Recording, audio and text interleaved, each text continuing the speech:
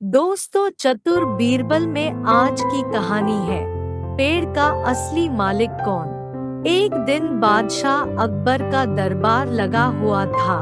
तभी दरबार में राज और विराज नाम के दो व्यक्ति अपने घर के पास आम का जो पेड़ था उसका मामला लेकर आते हैं।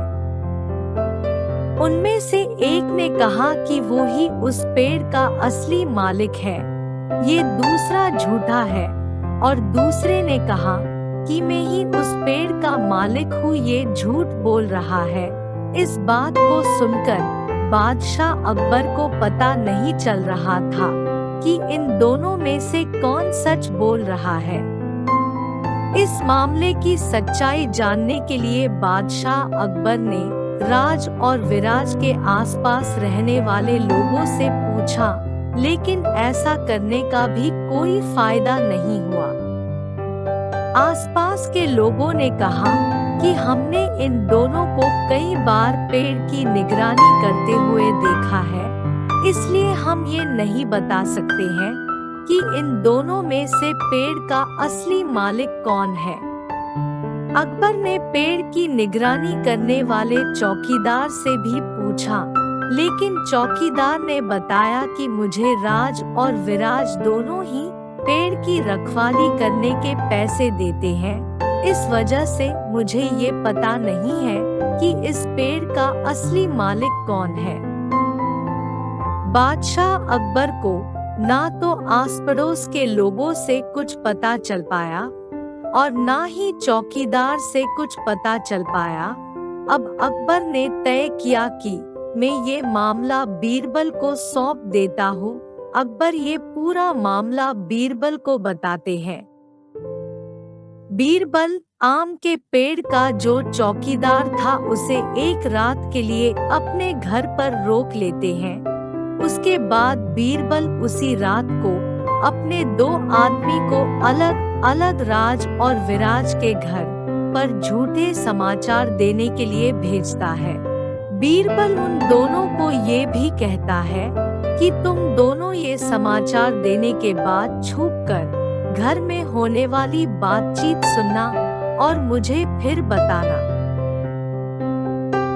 राज के घर पर एक व्यक्ति पहुंचता है और बताता है कि आम के पेड़ के पास कुछ लोग आम चुराने के लिए घूमते हैं, आप जाकर देखिए। जब वो ये समाचार देने गया था तब राज घर पर नहीं था।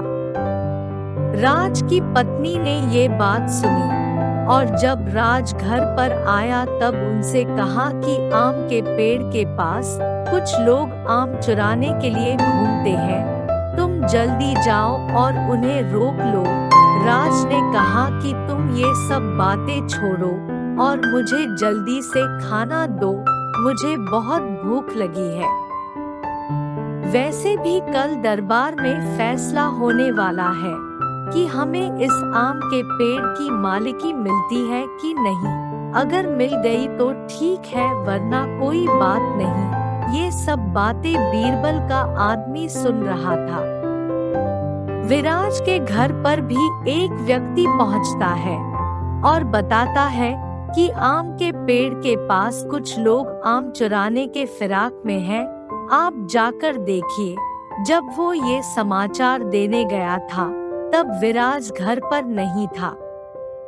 विराज की पत्नी ने ये बात सुनी और जब विराज घर पर आया तब उनसे कहा कि आम के पेड़ के पास कुछ लोग आम चुराने के फिराक में हैं। ये बात सुनकर विराज तुरंत लाठी उठा के पेड़ की ओर भागता है। विराज की पत्नी उसे आवाज देती है कि तुम पहले खाना तो खा लो। विराज उनसे कहता है कि खाना जरूरी नहीं है, अगर मेरे आम चोरी हो गए तो वो वापस नहीं आएंगे। ये सब बातें बीरबल का आदमी सुन रहा था। बीरबल के दोनों आदमी ये सब बातें बीरबल को बताते हैं। दूसरे ही दिन बादशाह अकबर के दरबार में राज और विराज दोनों को बुलाया जाता है। बीरबल दरबार में रात को जो कुछ भी हुआ था वो सब बादशाह अकबर को बताता है और उसने जो 2 व्यक्ति भेजे थे वो गवाही देते हैं। ये सब सुनने के बाद बादशाह अकबर विराज को पेड़ का मालिक घोषित करते हैं और राज को विराज पर झूठा दावा करने के लिए सजा भी देते हैं। अकबर इस मामले को चतुराई से सुलझाने के लिए बीरबल को इनाम भी देते हैं। दोस्तों, आशा करती हूँ कि आपको ये कहानी पेड़ का असली मालिक कौन पसंद आई होगी। आप इस पर कमेंट कर सकते हैं और लाइक कर सकते हैं और अपने फ्रेंड्स के साथ शेयर भी कर सकते हैं। ऐसी ही मजेदार अकबर बीरबल की कहानियाँ सुनने के लिए हमें सब्सक्राइब जरूर कीजिए। Thank you so much.